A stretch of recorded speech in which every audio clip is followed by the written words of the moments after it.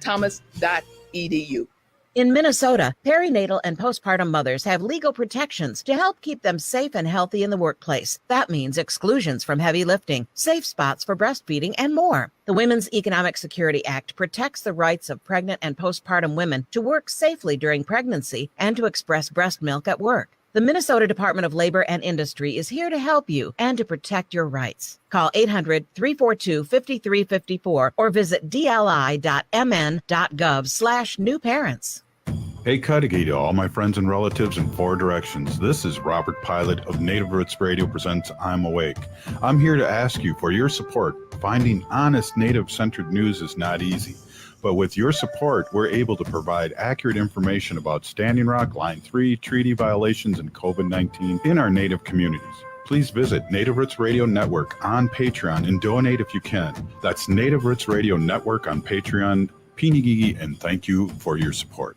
Hey, Ogama, I've been hearing a lot about this term, climate justice. What is that? Climate justice is recognizing that the negative impacts of climate change don't affect all people equally. It also means transitioning from a fossil fuel-based economy to a more sustainable future. MN350 is one of the groups that's pushing for this transition to protect our futures. You can even get involved too. That's great, especially since I'm concerned about pipeline projects like Line 3. How can I help MN350? Just find them on Facebook or visit mn350.org.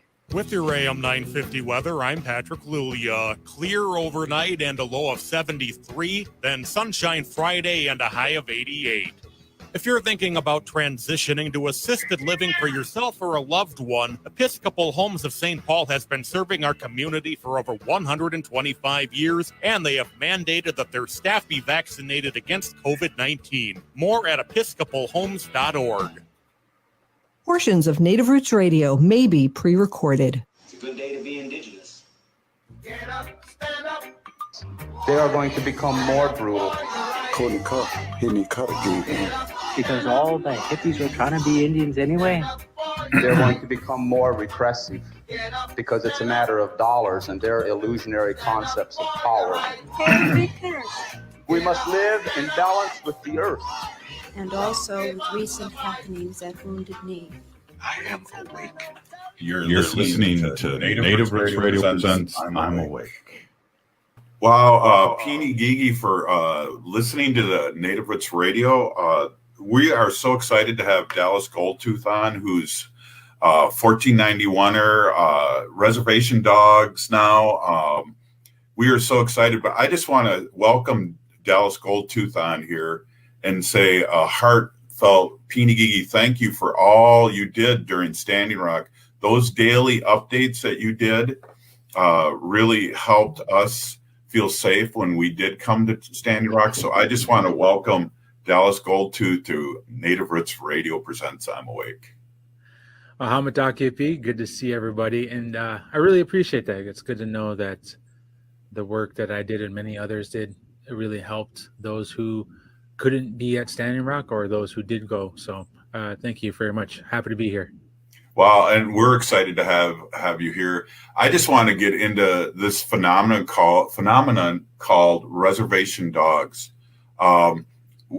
We can't stop talking about it, and we just want to back up. We had Bobby Wilson on, who was just on the last show, and also I understand is one of the writers too that you've worked with for many, many years. Talk us through that experience and your experience with Reservation Dogs. Well, first of all, I can't stand Bobby Wilson. I just can't stand. I hate that guy. Just kidding. No, I've worked with Bobby for a number of years.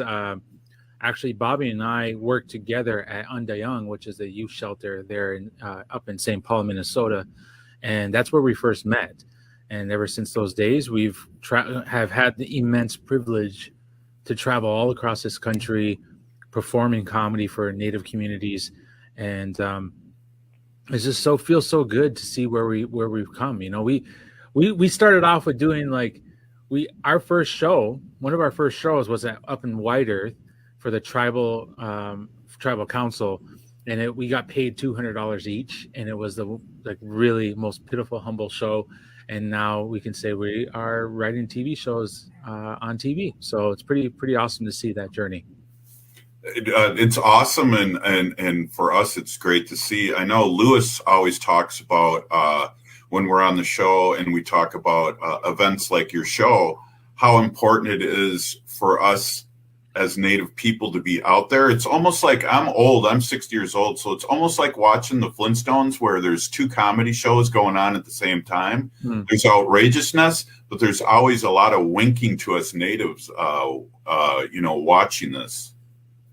Yeah, Reservation Dogs is a pretty phenomenal project to be a part of, and I'm so grateful for that. And I think that the showrunner, Sterling Harjo, which is another brother of mine that is one of the co-founders of the 1491s, he's gone to above and beyond the Call of Duty to make sure that the show not only has, Native topics and Native issues expressed, but that the folks behind the scenes are also Native.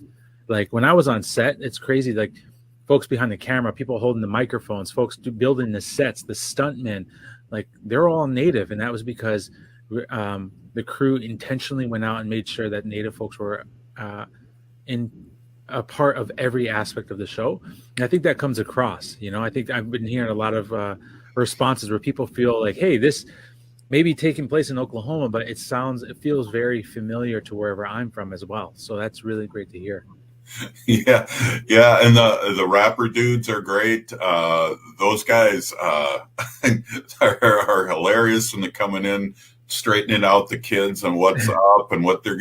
He's the one that, I guess they're the ones that named them Reservation Dogs, which it was interesting in the very first show. You could see in the young man, I can't think of his character's name, but he had a reservation or Reservoir Dogs poster in his bedroom when he was sleeping, and I went, okay, cool.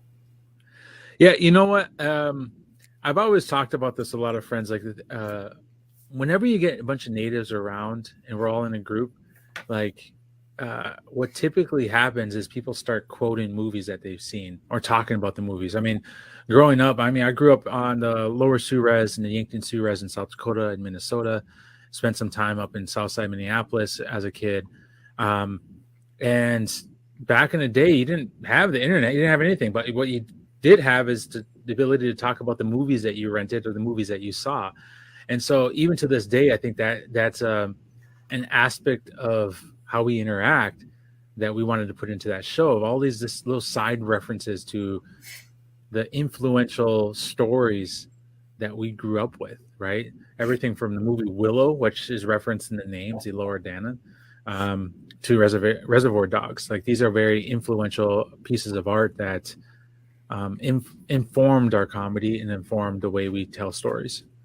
So how much ad lib were you able to do? Or are you doing like the script? Because I just thought it was hilarious when you introduced yourself and then you were talked about how you were at the Battle of Greasy Hill and then your horse hit a gopher hole, but you were, looking at, and then you gave all the names of Custer, and it was hilarious. And how much was that ad libbed, and how much did you write, or how much are you acting right off the paper or script? I would say what you saw in the show is about maybe 50-50. Like it's so edited and edited in a way that I would say about more than half of it was improv. The script is amazing. The scripts for the entire show are pretty well put together.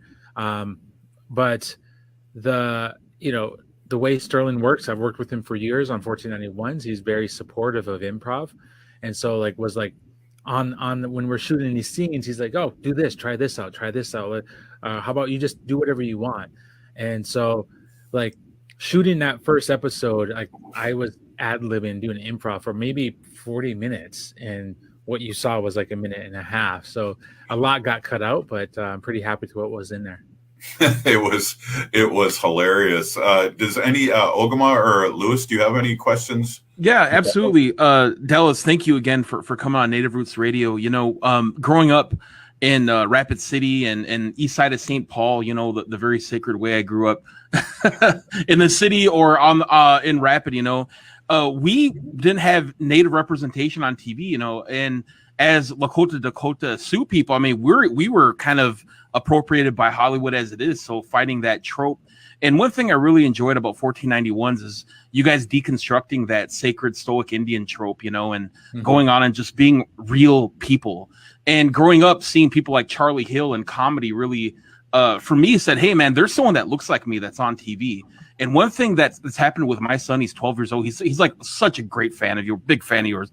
He's like, wow, there's someone like us on TV. What does that mean to you as a person growing up the way, you know, I'm sure we all grew up kind of similar, you know, not seeing representation, especially in comedy on TV. And what does that mean for you going forward here? Well, I think that, you know, no matter what, whether we're seen in mainstream TV or not, we're still here, we still exist, and our voices still matter. I think that there's this inherent power to claim space, to take back space, and to and I guess I don't want to downplay. I totally don't want to downplay the power of seeing somebody that looks like you, or hearing or watching stories that sound like stories that you grew up with. I think that those are tremendous things that we should be grateful for.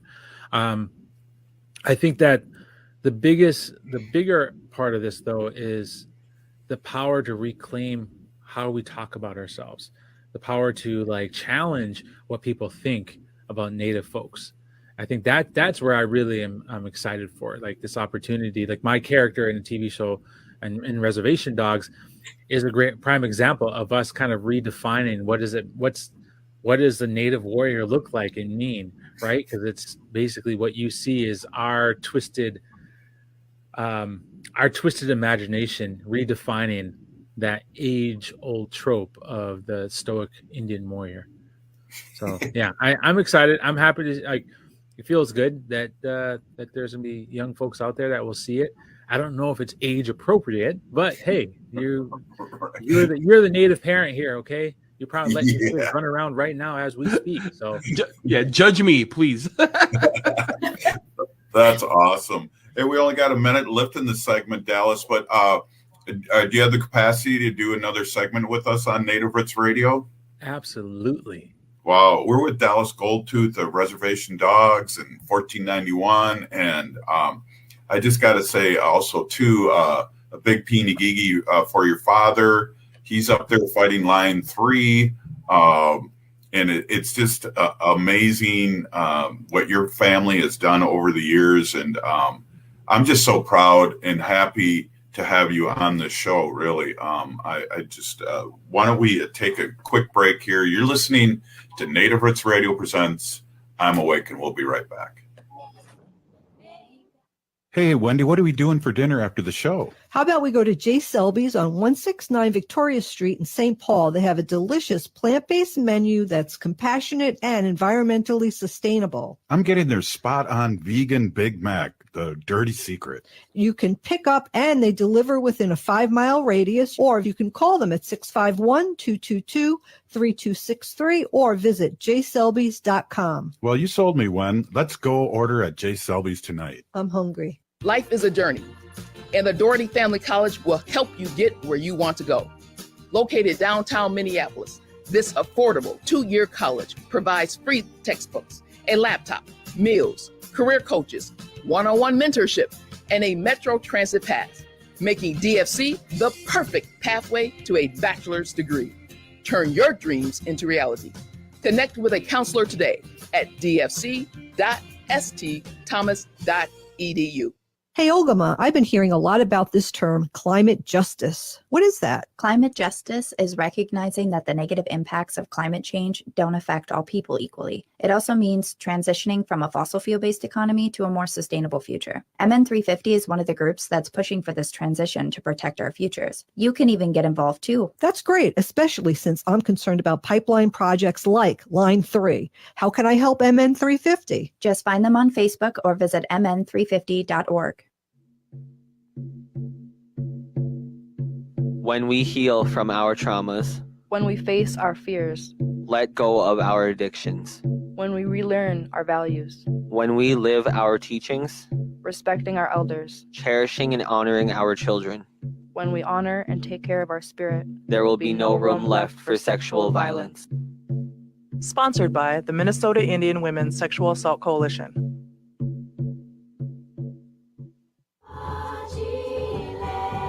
You're listening to Native Roots Radio. This is Spirit from Reservation Dogs. Get up and listen.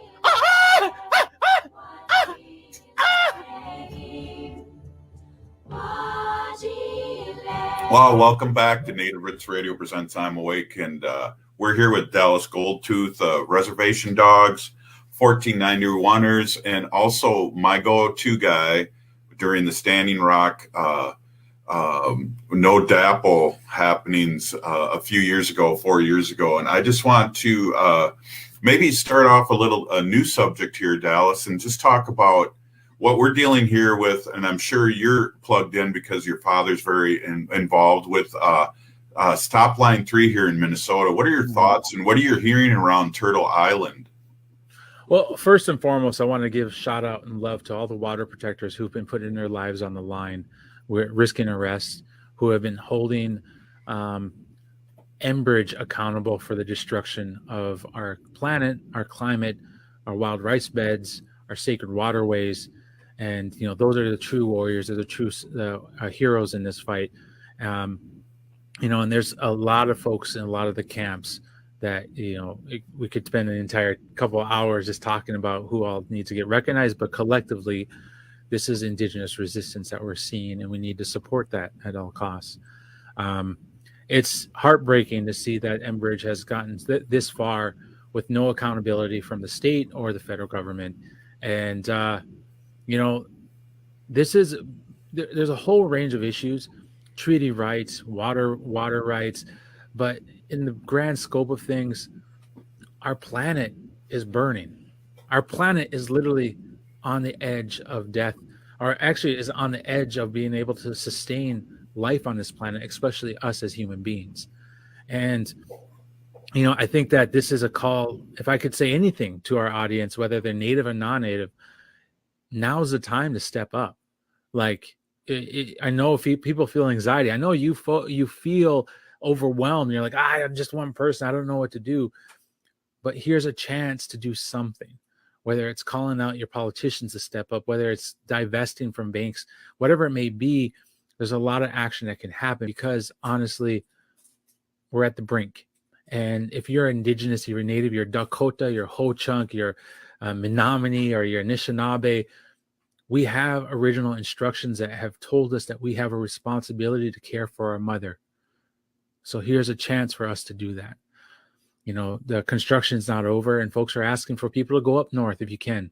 Please stand on the line. If not, talk to your tribal leaders. Call them. Send them a message. They're probably your cousin. They're probably on Facebook right now. Ask them, what are they doing about Line 3?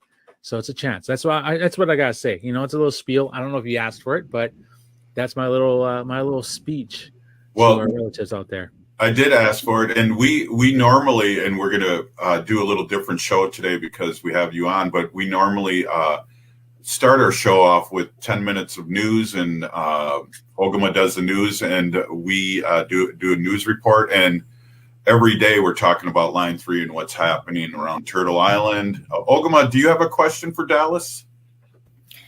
Yeah, I do have a question for Dallas. You know, you've been working with these issues for a really long time, both under your father, which I believe is Tom Goldtooth, who helped found Indigenous Environmental Network. Is that right? Yeah. Yes. Well, yeah. He was the executive director. It was founded by Indigenous grandmothers and youth. But yeah. Thank you for telling me that. But yes, so the Goldtooth family has been involved in environmental activism and work for a long time. What was it like growing up being surrounded by that? I'm a parent, and my daughter, I camped out to Stop Line 3 like 7 years ago in northern Minnesota in Leonard. And she's 8 now. And this has been something that's been involved, that she's seen me involved with her entire life. And she considers herself a water protector. But what is that like for you, you know, looking back as an adult, how that was during your childhood and your formative years where you have parents who are doing this work? I think it was, is a privilege. I mean, I own that. Like, it was a privilege to have grown up around so many well-spoken leaders, being around a lot of activists and organizers. And so I don't want to squander that. I don't want to just like ignore that privilege. And I feel like there's a certain responsibility that I have to take what I've learned and heard over the years and share that and use that as a way to encourage others to step up. I'm not perfect. I'm not able to do all the things I want to do, nor am I able to do the things that people want me to do as well. So I think that if there's anything I've learned over the years, is that we have to have a lot of compassion and empathy for those who are willing to take risks, those who have take risks, and those who don't have any choice but to take risks. And really understand that in the end of the day, we're all human beings just trying to do our very best with the instructions that we've been given through our ceremonies and teachings and songs and so forth. So, and appreciate you for coming out and going up to Leonard to stand there. That's really awesome to hear. So, but yeah, thank you. Good. That's a good question. Well, thank you for answering that. Yeah, Leonard was a long time ago. I like to joke that we camped out before Standing Rock, so we made it cool. And I don't know if you were there. I feel like that would have been probably the first time I would have interacted with you, would have been sometime around that point. My uncle was working closely with Indigenous Environmental Network at the time. Marty Kobanese was my uncle. Mm-hmm. So he got my father involved with it, who then in turn got my sister and I involved, and we were expecting. And now here we are again, 7-8 years later. And the fact is that we're still fighting this now. I mean, the Line 3 project has been ongoing for in upwards of 10 years now, that Native people especially have been putting it out there that this is a terrible idea for the planet and for treaty rights. Is there any one particular issue that you've worked with or that you've dealt with that hits closer to home than any other issue? Well, Keystone XL was a major fight. And I wanted to say this, Marty Kobanese is an unsung hero in this fight. We would not have gotten a win against Keystone XL Pipeline if it wasn't for Marty Kobanese. I'll say that now. He's a Red Lake tribal citizen, is a public servant up in northern Minnesota, and does not get enough credit. He was the first one that went out and rode the line on Keystone XL and made a connection between white landowners and Native folks and trying to get them together on the same page. And so I just want to give your uncle a lot of love and recognition here in this space for being a major part of that win on Keystone XL, as well as being a part of the original fight against Line 3 and the Alberta Clipper and other projects that Enbridge has tried to shove through illegally in northern Minnesota. I think that, of course we could talk about Standing Rock, but I really would actually I was not involved in whatsoever, but something I saw was the protest down in Mauna Kea, down in Hawaii. And one thing I want to bring up there and just to point out is that was a place where you saw, for those that followed the protest at Mauna Kea against the TMT telescope, is that we saw folks who took peaceful civil disobedience, peaceful direct action, put their bodies in line and got arrested, but it was elders. It was older Native folks who started that off. They held that line. I say that and I bring that up because so often in our communities and cultures now, we're like, oh no, we can't do that. Oh, that's too risky. Or no, we that elders shouldn't be doing that. Well, it's all a matter of how you define action and whether we're defining it in non-Native terms or we're putting it within our own context. And we saw there, Kanaka Maoli, Hawaiian elders take a stand. And I'll just use that as a source of inspiration for other communities who want to take action and step up. That's all I guess I got to say about that. Yeah, that's really a good point. We had a reporter giving us updates every week on what was happening there. KL Kelly, who's down there and calling in. Yeah, really good point. We only got a few more minutes left, but I would like to just circle back. Oh, wow. Wait a minute. Circle the wagons. What? No, I'd like to circle back to reservation dogs. And I just want to say something that you mentioned too. I feel like it has a lot of heart too, and it brings me back when we talked about movies like Smoke Signals, kind of a vibe with how some of them are being hit with their heart with what's going on, and especially the last series too, with trying to help people. I also, Bobby Wilson, now I'm rambling. Bobby Wilson mentioned too that he really liked the fact that we're getting piecemealed instead of just devouring the show of 10 episodes and being done in a day. I really like looking forward to next Monday and seeing the next one. I love that, Dallas. Oh, I'm looking forward to everybody watching the rest of the season. There's 8 episodes in this season. So when we get to the 4th episode, that's halfway through it. And, my character comes back at some point, and I look forward to see how people react to that. And there's just a lot in the show. Like, we have a lot more cameos from other Native actors in this. And, I'm just really stoked. I'm really, really excited. So if folks can watch it, it's on FX on Hulu. And, I'm just excited. I'm excited. We're excited, and we're really been excited to have you on. I think what's really, really cool is like Bobby Wilson swore about 10 times. So I'm going to give you an opportunity to do some swearing here at the very end so Ogama can edit this. So go for it. Well, do you know what I think about Anishinaabe people? They're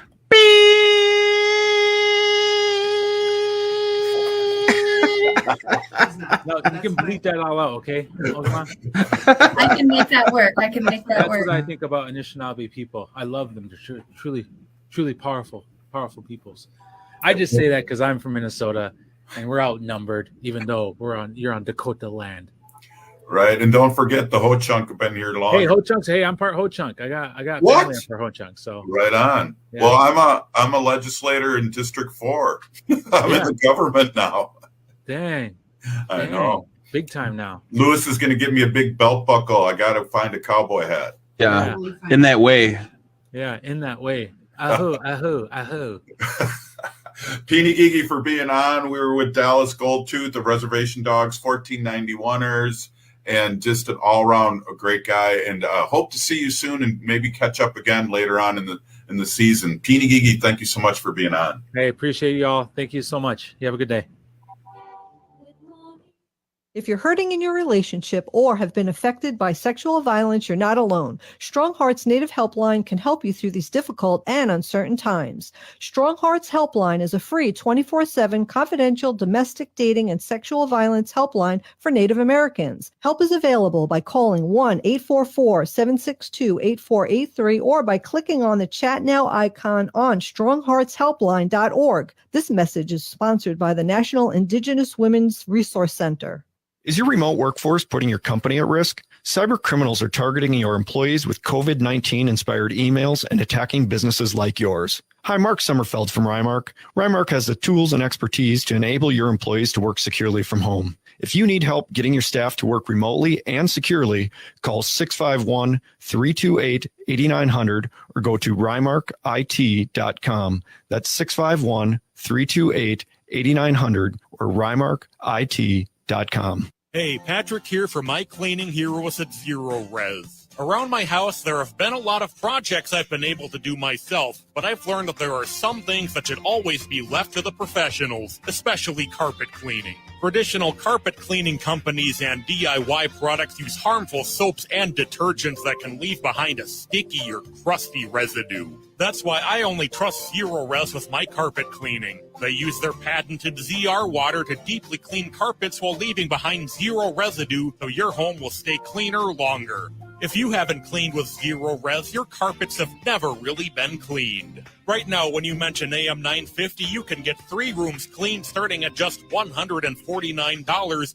And only in August, get a free dryer vent cleaning when you get your air ducts cleaned. Schedule your appointment today at ZeroResMinnesota.com or call 9520-RES. That's Zero Res. Forward or backward, it spells the same. Hey, Wendy, what are we doing for dinner after the show? How about we go to J. Selby's on 169 Victoria Street in St. Paul? They have a delicious plant-based menu that's compassionate and environmentally sustainable. I'm getting their spot-on vegan Big Mac, the dirty secret. You can pick up and they deliver within a 5-mile radius, or you can call them at 651-222-3263 or visit jselbys.com. Well, you sold me one. Let's go order at J. Selby's tonight. I'm hungry. Hi, everybody. I'm Santita Jackson, and I want you and all your friends to join my new show, The Santita Jackson Show, Monday through Friday, 6 to 8 a.m. Central on the Progressive Voice of Minnesota. This is Chad, owner of AM 950. After the hailstorm last year, we had a number of people stop by the station letting us know we had damage. That's when I called our trusted contractor, Snap Construction. Turns out we didn't have any damage and our roof was still in good health. Ryan, is it common to hear you have damage when you don't? Chad, this can happen more times than not. At Snap Construction, we'll give you a thorough assessment and let you know the condition of your roof. We are trusted by a number of insurance agents in the metro to give them just that, an honest assessment. Last year's storm is just starting to reveal damage on homes that didn't show damage last year. If you were in the path of a storm and were denied, it's worth an extra look. Freezing, thawing conditions and spring rains will wash away the damaged granules that are covering up damage from last year's storm. Call Snap Construction, arguably the most well-reviewed exterior contractor in the metro area, at 612-333-SNAP or find them online at snapconstruction.com. With your AM 950 weather, I'm Patrick Lulia. Clear overnight and a low of 73, then sunshine Friday and a high of 88. Hazel's Northeast is now open Tuesdays through Sundays, offering the most creative comfort food you'll find. They're at 29th and Johnson in Minneapolis, just minutes from 35W. More at hazelsne2go.com.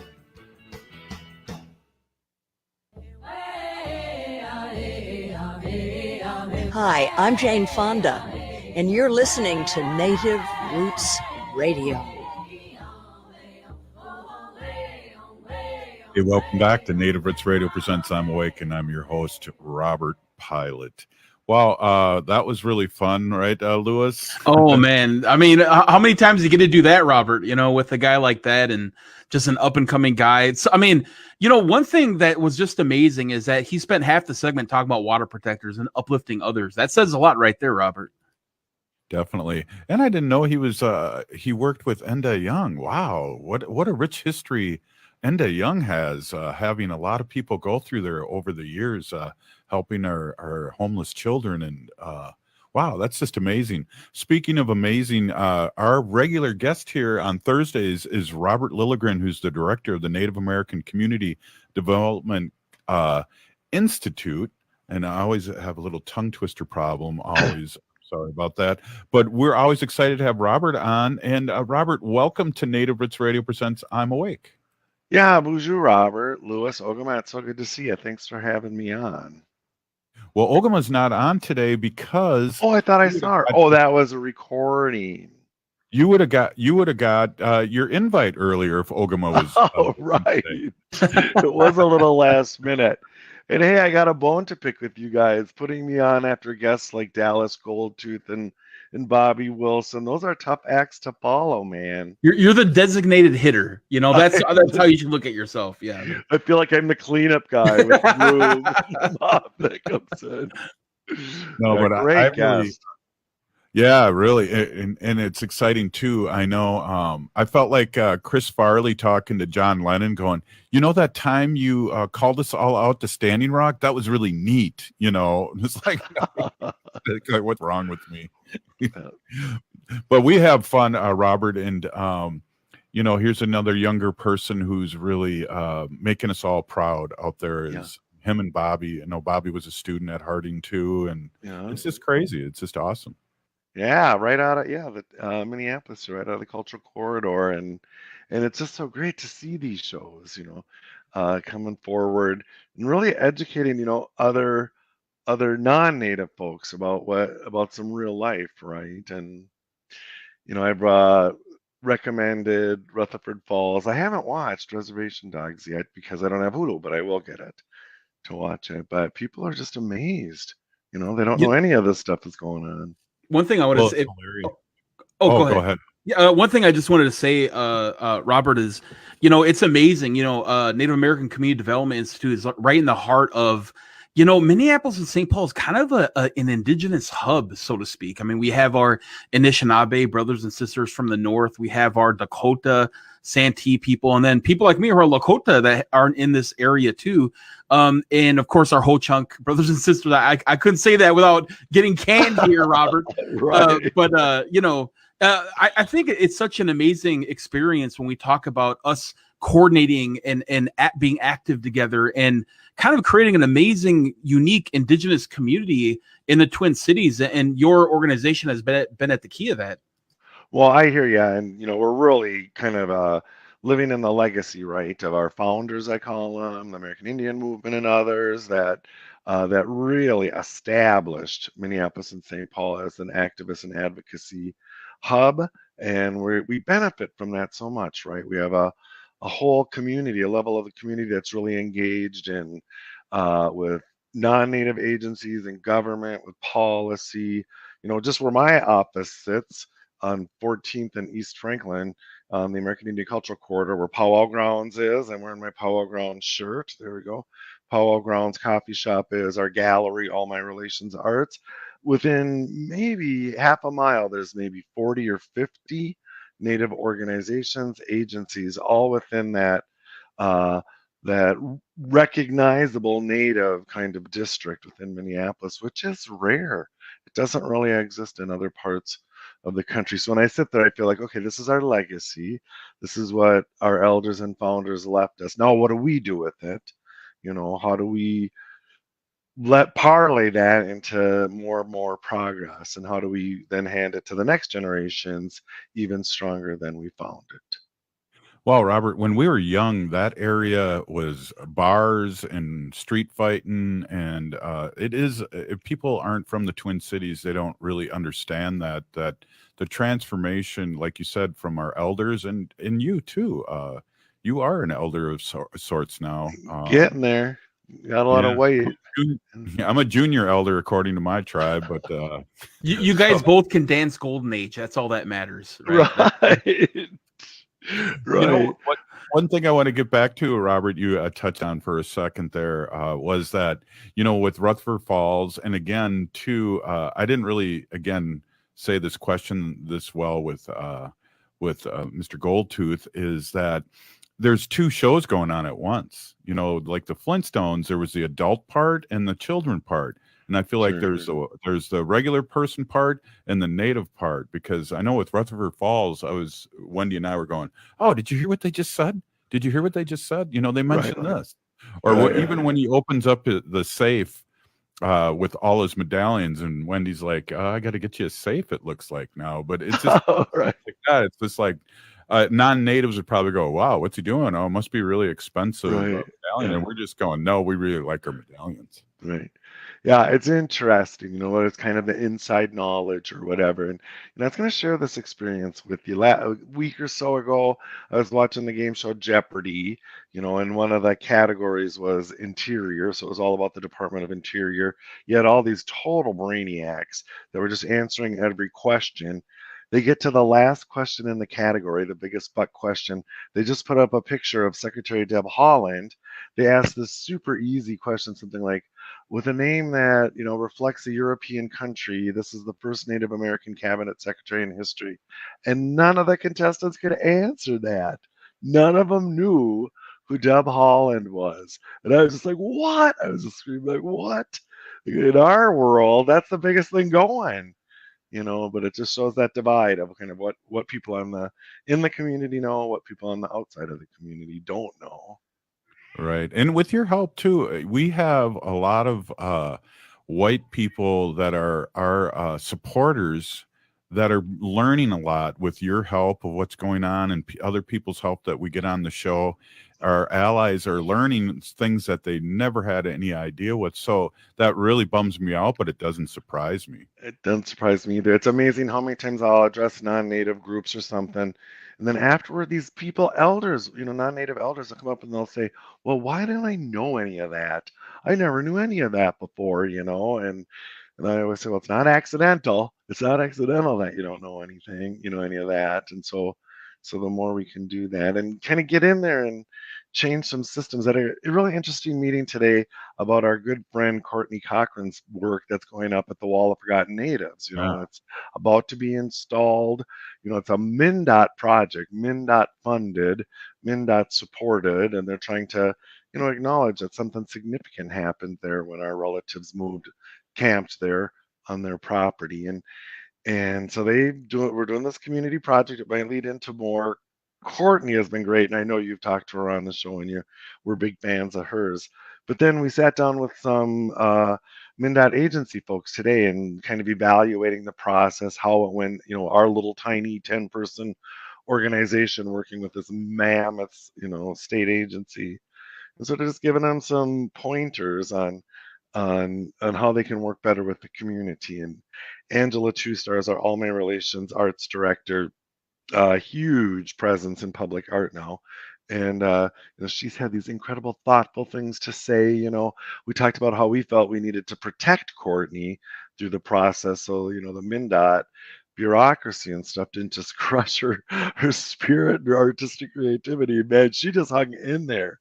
And so we got through this, and we'll see if we can get through more. But that's kind of what NACTI does, right? We're in the community doing the cultural and arts-based projects or whatever, and then we're in the system trying to change it for the better. Yeah, I can't say enough about Courtney. I'm in contact with her too, quite a bit on this project and other projects too, and just to get those letters, and she wanted me to hook her up with some AIM people, and and that worked out with Lisa Bellinger, and to paint those murals. And it's just like, she is doing this the right way and asking our relatives so much the right way. It's just a beautiful thing to see. It's a beautiful thing. And then she really built authentic relationships with our relatives who are living in encampments, right, at the wall and since, in working on this project. And she has been working on a documentary on the Wall of Forgotten Natives. I think you know that. But also during this community arts process, where she's created those letters that spell out not homeless before 1492, right? Isn't that what it says? Right. And so it's been so authentic at every level of community, and I got to tell you, when we first started working with MnDOT, we said, well, if we can be in community and you want to see community messages, posted on the fence around the Wall of Forgotten Natives, you're going to hear things you don't like, they're not going to say, and so then when we got to Courtney's vision of never homeless before 1492, MnDOT kind of freaked out. They're like, oh, we don't know if we want to put that up. It's like, come on, man. This is what we told you was going to happen. Robert, do you have time for another segment? Yeah, happy to. Awesome. Hey, you're listening to Native Roots Radio presents I'm Awake, and here with Robert Lilligren, director of the Native American Community Development Institute. We'll be right back. Stay with us. In Minnesota, perinatal and postpartum mothers have legal protections to help keep them safe and healthy in the workplace. That means exclusions from heavy lifting, safe spots for breastfeeding, and more. The Women's Economic Security Act protects the rights of pregnant and postpartum women to work safely during pregnancy and to express breast milk at work. The Minnesota Department of Labor and Industry is here to help you and to protect your rights. Call 800-342-5354 or visit dli.mn.gov/new parents. Hey, Cudahy to all my friends and relatives in four directions. This is Robert Pilot of Native Roots Radio presents I'm Awake. I'm here to ask you for your support. Finding honest Native-centered news is not easy. But with your support, we're able to provide accurate information about Standing Rock, Line 3, treaty violations, and COVID-19 in our Native communities. Please visit Native Roots Radio Network on Patreon and donate if you can. That's Native Roots Radio Network on Patreon. Pinigigi, and thank you for your support. Hey, Ogama, I've been hearing a lot about this term, climate justice. What is that? Climate justice is recognizing that the negative impacts of climate change don't affect all people equally. It also means transitioning from a fossil fuel-based economy to a more sustainable future. MN350 is one of the groups that's pushing for this transition to protect our futures. You can even get involved too. That's great, especially since I'm concerned about pipeline projects like Line 3. How can I help MN350? Just find them on Facebook or visit mn350.org. Minnesota has the only original wolf population in the continental United States, and 80% of Minnesotans believe the wolf should be protected. Howling for Wolves is asking Minnesotans to respect our true wildlife manager, the wolf. Their survival is critical to our ecosystems, our communities, and even our economy. As highly intelligent animals with strong social bonds, Minnesota wolves deserve to be protected and admired. Learn more at howlingforwolves.org. Let's live and let howl.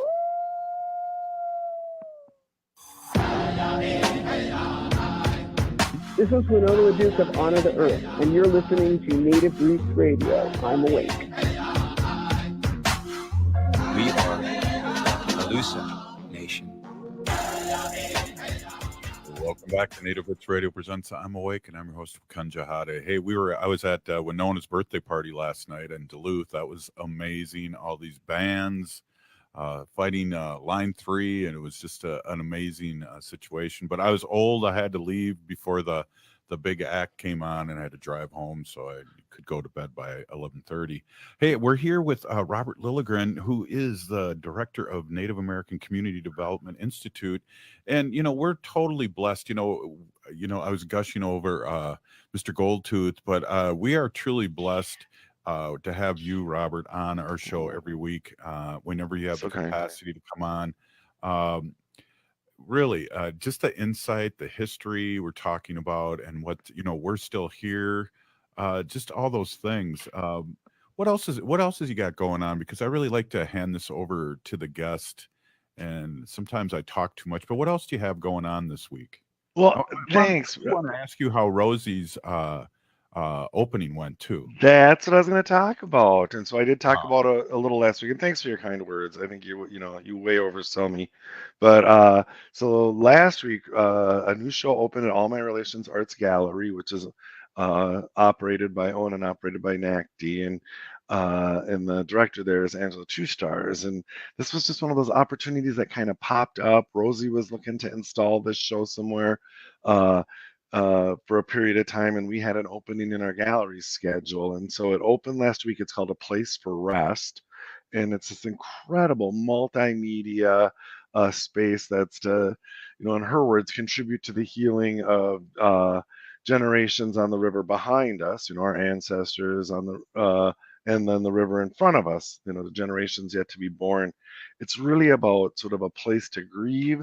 The gallery is dark, and then there's lights and mixed media, music as well, movement. There's actually movement involved, and it is a major exhibition. And so I would really encourage folks, if you're in the Twin Cities, to go by All My Relations Arts and see this show. So is it a show, or can I just show up like I do in the middle of the day and go in there? You can just show up. It takes a little bit of curation, and we're kind of settling on how we're gonna bring people through this show. During the opening, it was really crowded. It was our first gallery event opening since COVID, and it was great. A great crowd. Only maybe about half a dozen people at a time could go into the gallery, so we kind of curated the entrance and exits. But you can go in anytime during the day, Monday through Saturday. I hope that's right. 10 to 5, if I'm not mistaken. And go ahead. I'm sorry. I was going to say one of our regular listeners said we didn't howl, so I wonder if we can just say this portion is brought to you by Howling for Wolves. Yeah, I thought we were gonna howl, but then there was that little bit of voice that came after the howl. So there we go. I am grooving on all your fancy graphics, man, that you have going on. Is that you, Louis? Yeah, that's me here. That's so I make the big bucks. So yeah, I see. Well deserved. Right on. Well, so Robert didn't tell you about Honor the Earth yet. One of LeDuc's birthday party. He stage dived 3 times. We don't have it on film. That's what. Yeah. We did a live show up there, Robert. It was. I saw. Stressful. Yeah, I bet, but it looks super impressive.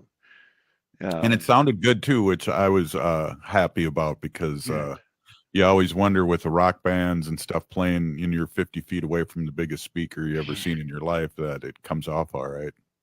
Well, when you were talking about it a minute ago, and you said you're old, so you had to leave early.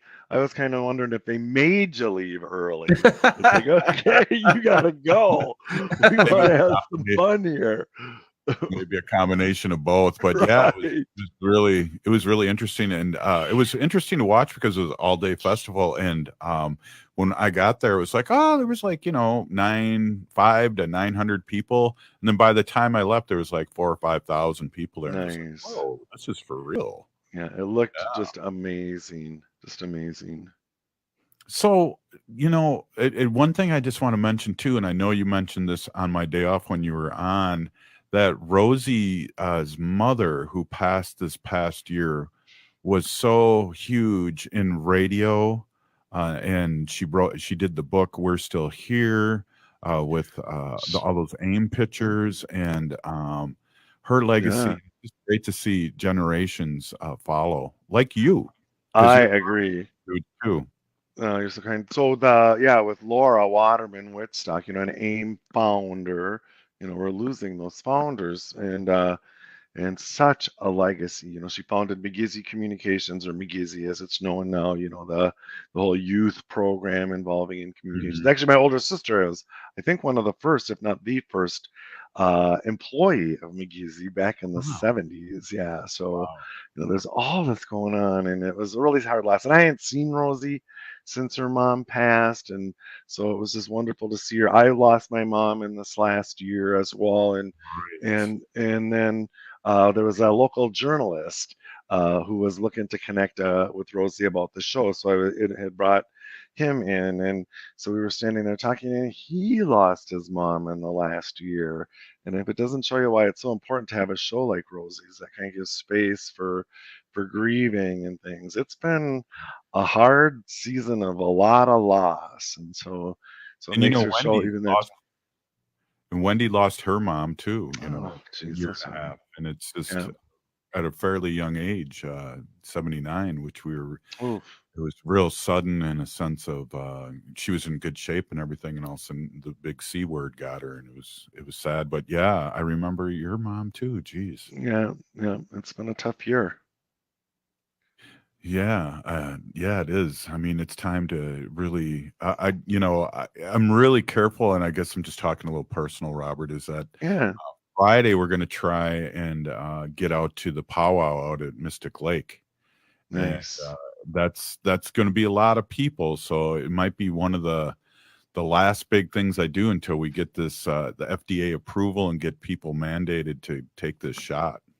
Yeah, I'm getting a little more cautious myself, so I'm probably going to avoid big crowds like that, but more power to you. Stay safe and have a good time.